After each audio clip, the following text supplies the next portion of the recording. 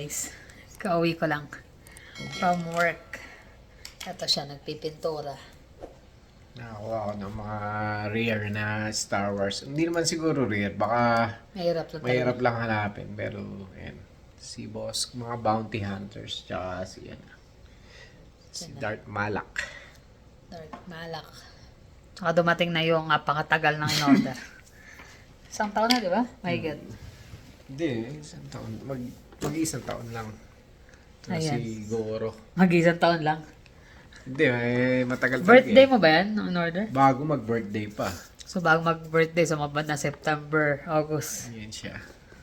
Finally. Akala namin, di na darating eh. In-email nyo na, di ba? In-email ko na tagal na eh. Kasi yung iba naglabasa na eh. Pre-order kasi yun eh. Yung ibang tindahan, meron na sila. Sila, ang tagal nila bago nagkaroon. Kaya nga. Hindi ako yan. Ako yung magluluto. Yung mga bata lumabas, Niluto mo, der. gawa ko ng spicy tuna onigiri. At saka shrimp tempura. Yun. Apo na Japanisan tayo ngayon ah. Japanese pero di Japanese. Japanisan. Nagpabili kasi ako sa kanya nung yung Ay, sa Amazon, yung ba sa yan? Amazon, yung pang onigiri na mold at saka ano yan, musubi. Sabi ko, okay yan. Nung nasa Korea kami nun sa 7-Eleven, maraming ganun eh. Dito, wala kasi mabibili. Pampalipas gutom yun. May mabibili ka pala sa mga hindi gaya sa inyo no, na sa 7-Eleven lang. Saan, eh. Dito, ayan, sa restaurant, o kaya gumawa na lang. Nakaka ko pa naiisip yan, nalilimutan ko every time tinatanong niya ako na may papa-order ka ba? Kasi Wala. nagkahanap din ako ng dun eh, yung sa 3D printer kay. So, lagi ko naiisip yun. Pagka nag-order na siya, nalilimutan ko. Sakto tanong niya ako. Mura lang naman eh, ba? $10 lang, 3 na yun. 2 mold nung sa onigiri, Pakita mo yung isa sa musubi. Pakita mo yung tsura. Ito yun. Ito yung nabili. May kasama siyang 2 sandok. Na cute din. Nahugasan ko na to. Ito kasi tatabi ko muna. Hindi ko pa naman gagamitin. May maliit na pang onigiri. May malaki. Maganda kasi yan guys sa mga bata. Yung mga elementary ba o mga nagbabaon pa talaga. Magandang pambaon yan. Kaya ito ang liit eh. Ito yung mas malaki. Yan. So yan ang aming hapunan. Gawa ako nyan. Try kong i-vlog. Tsaka yung tempura. So yun na guys, niready ko na. Nakapagsaing na ako. Sushi rice talaga yung gamit ko to this time. So, yung sushi rice, mimix ko siya ng... Hindi, di ba? Nalala mo. Ginamit ko sushi rice pero ibang brand. So, lagyan ko ng rice wine vinegar. Tansya-tansya lang din yan. Tapos, sesame oil. Tapos nung sinain ko siya, nilagyan ko siya ng konting salt. Tapos ito na yung natin. Tuna.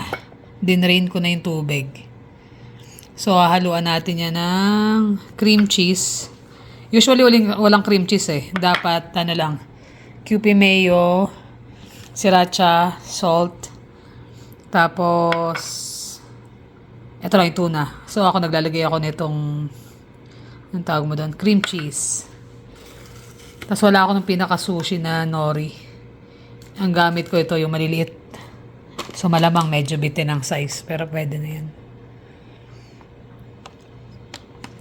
Tapos, rice seasoning. Yung, Seto Fumi Furikake. So yan. Nilagay na natin yung cream cheese. 1 tablespoon lang yung nilagay ko. Tapos, sriracha. Depende sa anghang na gusto nyo. Ay, ayaw niyang open na lang natin. Tapos naparami ng lagay. Yan. Mga 1 teaspoon. Tapos lagyan ng salt. Himalayan salt yung gamit ko.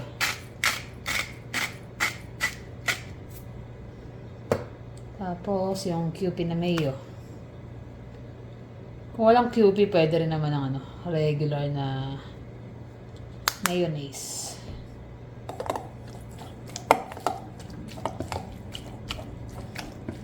Mix lang na mabuti.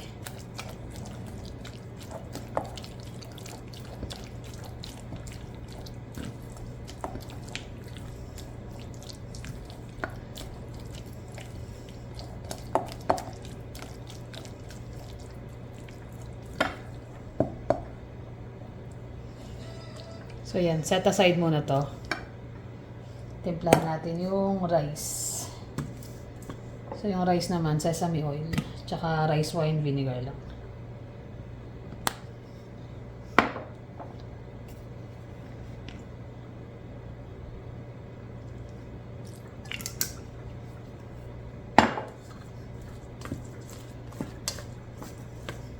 Bango talaga ng sesame oil eh.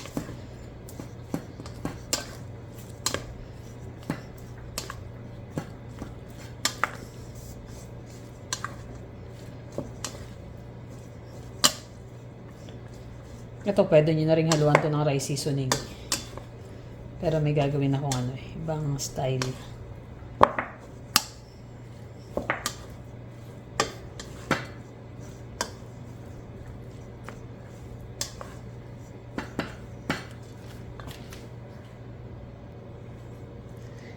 So yan, ito yung pinaka-mold. Halfway lang muna lagay natin.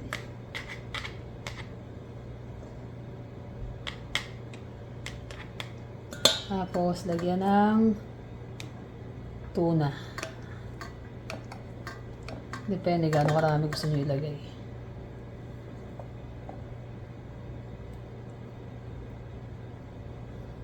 Tapos lagyan ulit ng rice.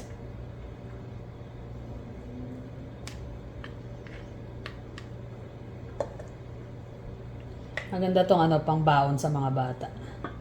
Pero dahil yung mga Junakis kayo malalaki na, hindi naman na nagbabaon. Si Jones pa na nagbabaon, pero hindi na yung mga ganito. Tapos lagay nyo lang yung pinakatakip. Tapos press, para lang masiksik. Tapos meron siya sa ilalim, para maiangat siya.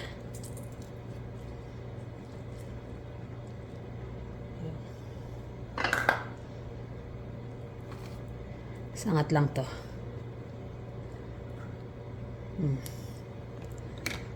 Yan na. Tapos lagyan nyo lang nitong nori.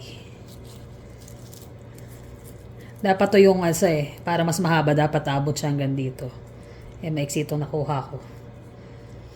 Tapos, dip nyo lang yan. Yung mga kanto. So, yan na guys. Yan ang ating spicy tuna onigiri.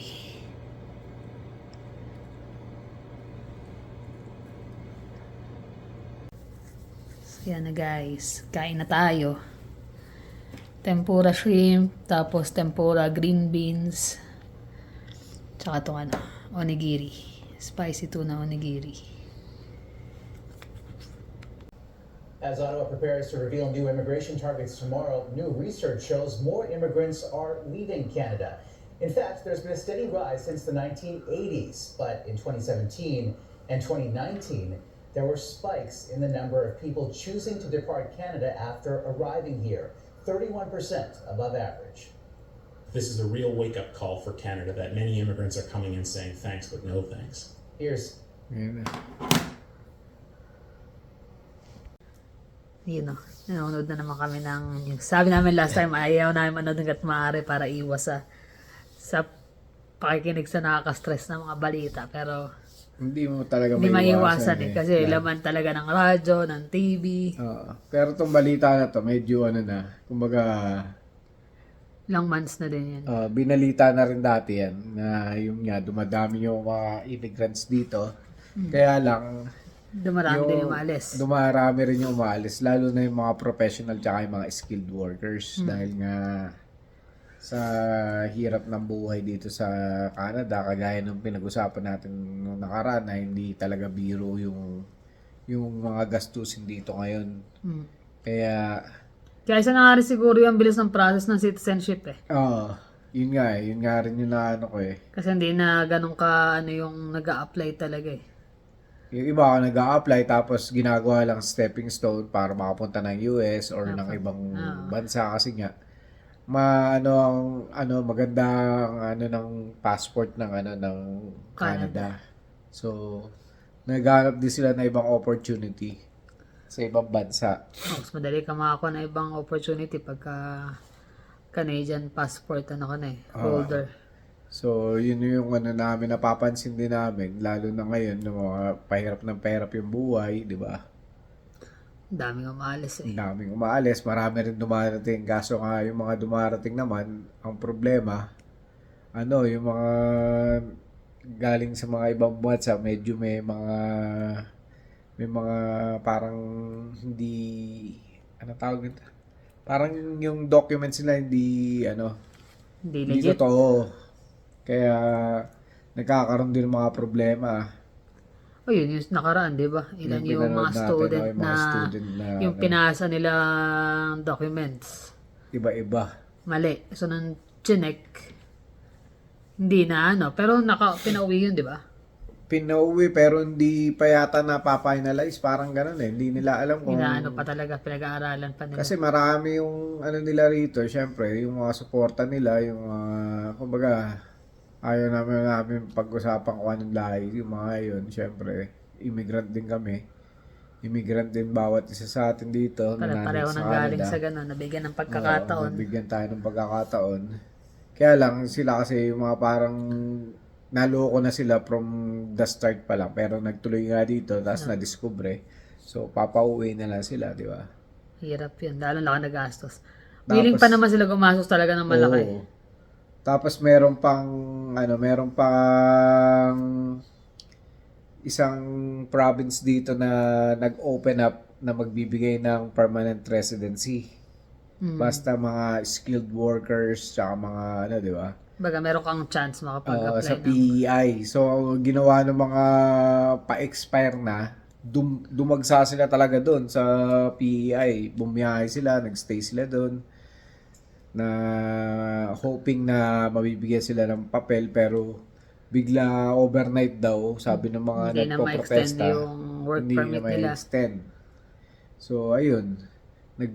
Sila, hunger strike sila ngayon. Ganon din sa may bandang Ontario yata yun. Napanood ko nung nakaraan. Dami-dami Daming nagrarally. ngayon, nagpo-protesta. Kaya lang, napapansin ko lang din na doon sa mga nagpo-protesta, wala kang makikitang Pilipino. Bakit ganun? Wala kang makikitang ano na Pilipino na, kasi ang Pilipino talaga gumagawa ng paraan na yung papel niya maayos niya kagad, di ba? Hindi yung napapabayaan. Although may mga Meron iba din din naman. naman na naliligaw ng ng landas. Iba-iba rin eh. Tapos Iba-iba yun nga, rin. tumino na parang nilalakad nila na yung mga undocumented. Bigyan ng Bibigyan ng ng para maging citizen. pathway to citizenship daw. So parang siguro, ay approve sila na bigyan ng work permit para makapag-apply ng PR. Kasi ang hinahabol nila doon, para daw makapag-contribute sa tax yung mga yun. Kumbaga, nandito naman na daw eh. Oo, yung ang hinahabol nila, yung makapag-contribute sa tax. Talaga yung gobyerno rin na. Ay, syempre nga bigyan naman. ng papel. Nga naman, nandito yung undocumented, hindi sila nagbabayad ng tax. Ano yan? Under the table lahat yun. Under the table yun. So kung magkatrabaho yun, bayad nun, buong-buo niyang makukuha. Kaya lang, hirap nga, tago ka ng tago. Tago. Pag na-tsempohan ka, may nalas-malas ka. Kaya nga nilalakad nga nila na ano nga daw. Bigyan ng citizenship, papuntang pathway ng citizenship. Pero syempre dapat nun, dadaan talaga sa ano yun.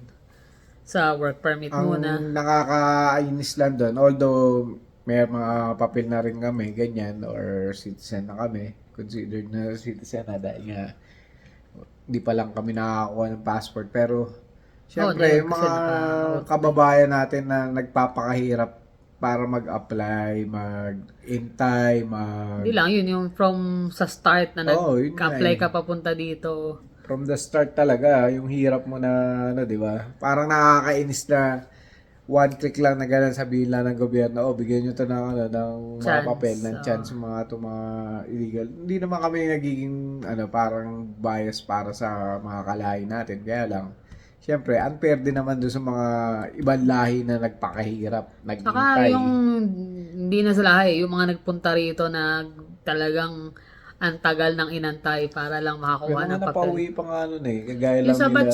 yung batch namin dati na 2014 ba yun? Nagkaroon ng limit na 4 years. Yung iba hindi So yung umabot. iba nun, hindi na nakakuha ng work permit, no choice, umuwi.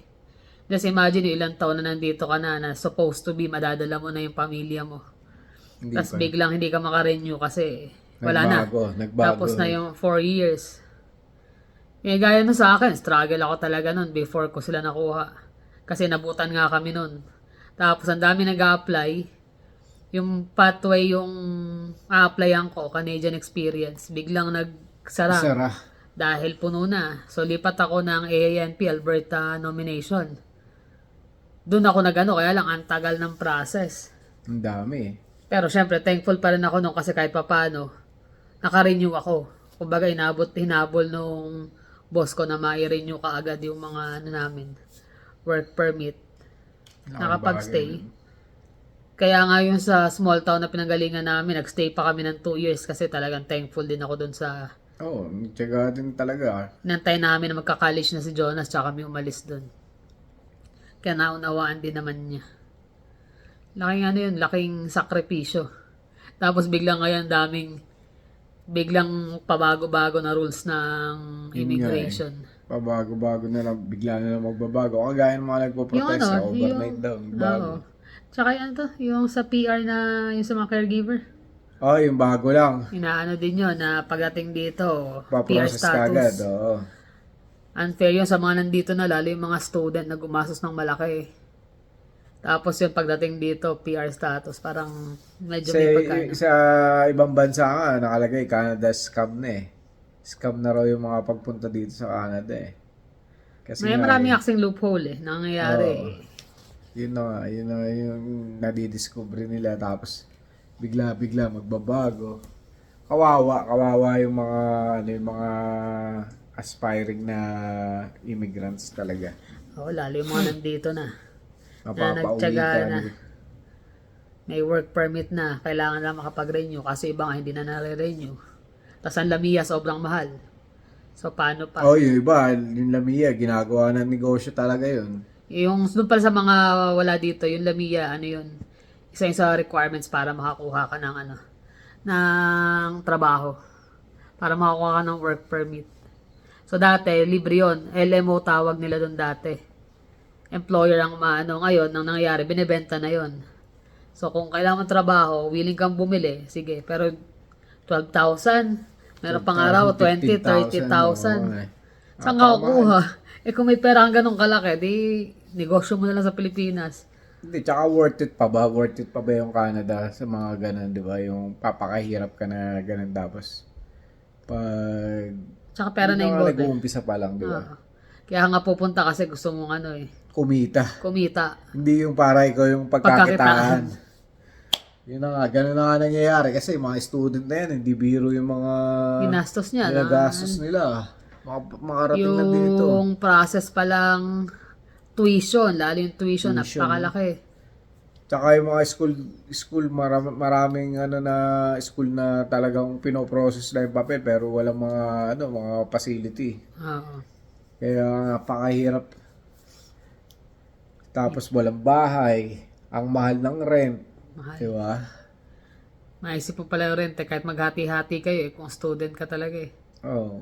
Or family kayo darating dito. Kasi imagine kung may anak kang maliliit, renta pa, tuition mo pa. Tapos matchempo mo pa is coming ka nasa Pilipinas ka pa Or lang. tipong okay ka na, tapos biglang babaguhin yung rules.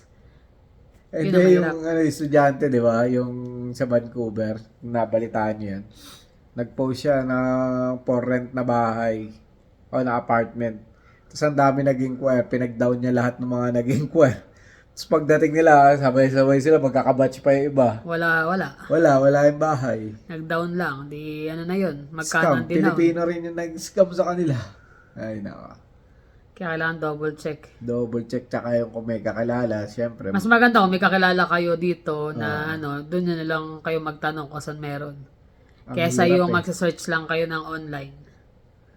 Ang hirap. Although iba talaga mga walang kakilala, pero mas maganda kung doon kayo sa mga legit na mga site talaga. Okay, yung mga kagaya nung tinira natin, yung Main Street, talagang siya, corporation, company talaga. Rumekta na lang kaysa Rumekta yung na lang pupunta kayo sa mga tao-tao. May Let's say, mas makamura ka nga, pero hindi mo naman sure kung legit. Kasi iba, nangihingi talaga ng down payment, no? Normal dito yun eh. Hindi ka pwedeng mag-rent na wala kang down payment eh. Tapos may damage deposit pa.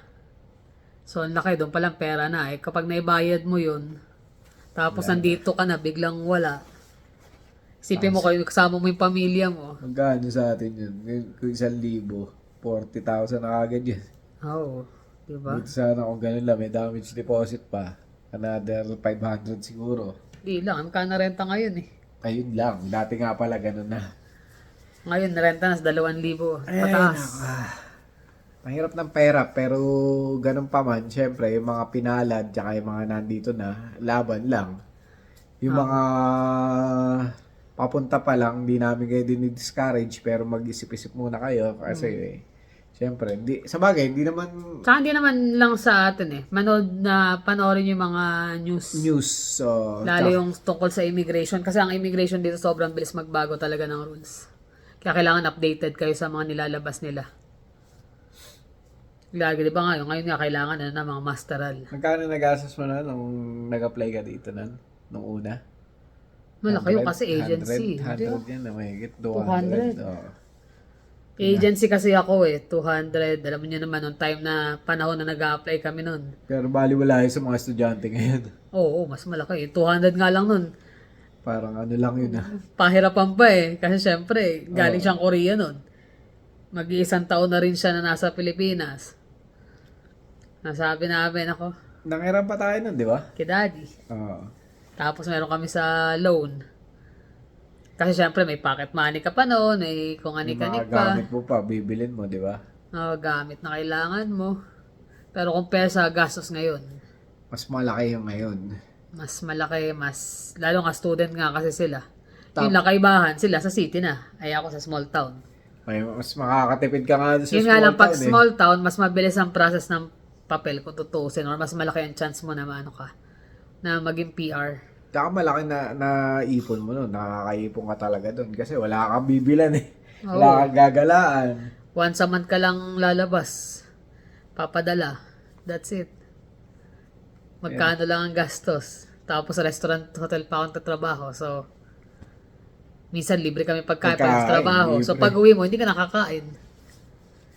Wala eh. Ngayon eh. Dito lahat gastos. Pero ganun ang gulong ng palad ng bawat isa sa atin. May nagano nga sa akin message si Sismaan Galuran. Ah. Sabi niya, meron nga raw siyang co-parent sa school dati na balak pumunta rito as student.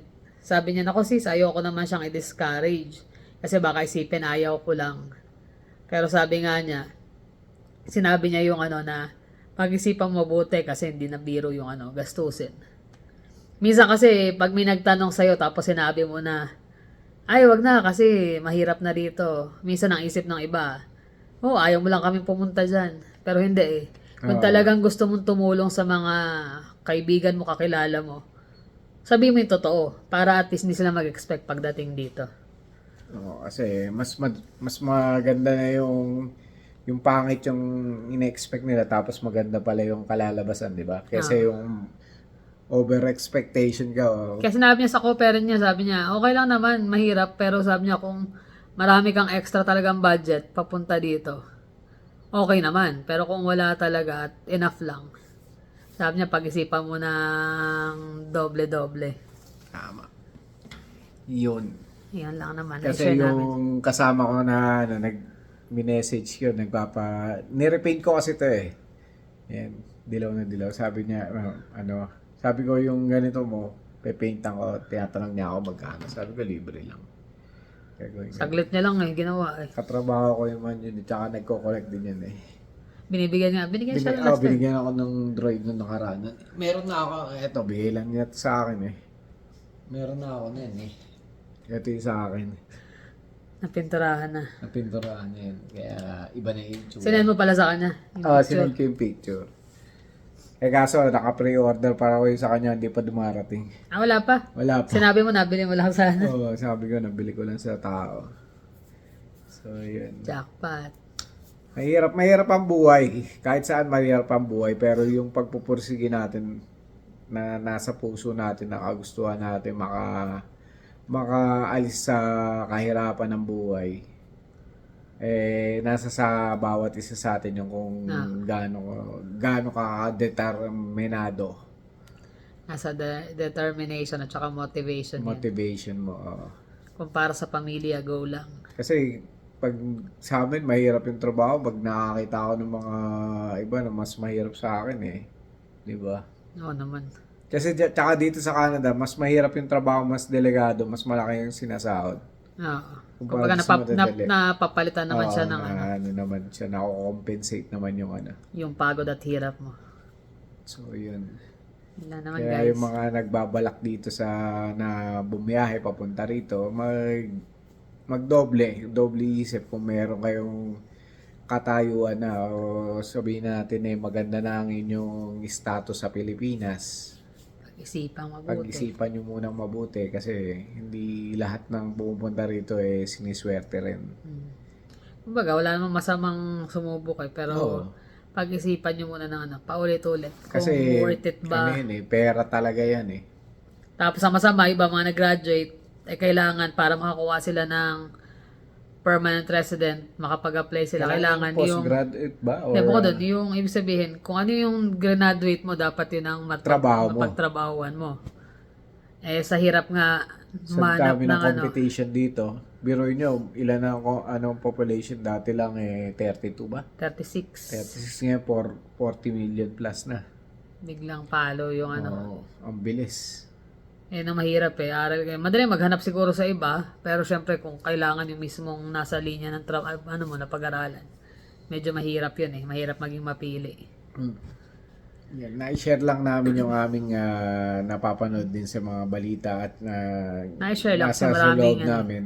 Marami kasi Marami gustong tayong pumunta dito. kababayan na- Para at least aware lang sila. Kaysa yung ma-mislead sila sa mga magaganda lang na nakikita nila. Tsaka manood din kayo ng mga ibang mga YouTube vlogs na tungkol sa Papunta rito, papunta immigration. dito. Ayan. Marami iba-iba. Saka hindi, yung news, mapapad naman Sa nila news pa. CTV. Tapos yung anong website yun? Alin? Yung Sa immigration? Oo, cic.gc.ca yun. para updated kayo sa mga News. bagong pathway, mga program nila. Tama. Paano guys? Salamat uli. Ingat-ingat kayo lagi. Ingat at salamat. Kami nanonood pa Maya-maya lang. Chill lang konti. Maya tulog na. Paano guys? Thank you for always watching. See you on the next vlog. Bye.